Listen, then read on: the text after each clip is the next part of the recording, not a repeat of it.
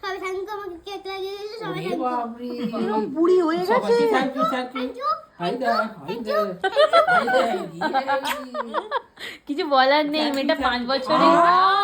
বাপরে বাপ, ও বাবা কই দেখি সোনা এসে একটা হাম্পি দিয়ে দিয়ে ও বাবা মায়ের কাছে যাচ্ছে গো। ওলে বাবা লে আমার আরে না না জান। না না, ছাক ছাক ছাক। আমাকে হাম্পি দাও। আচ্ছা আরে শোনা মা।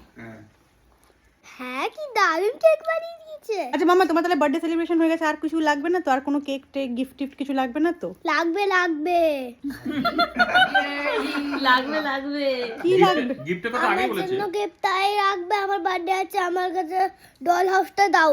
এ বাবা ডল হাউস তো কিনতে পারিনি মাম্মা, ওটা তো পাইনি খুঁজে।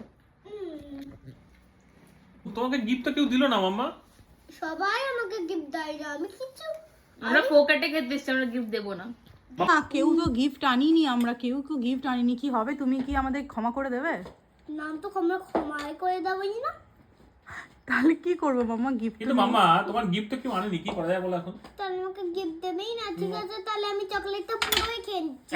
তাই খেয়ে নাও মাম্মা, তাই খেয়ে নাও। তোমার তো এটাই তোমার গিফট, এই কেকটাই তোমার গিফট। হায় হায়।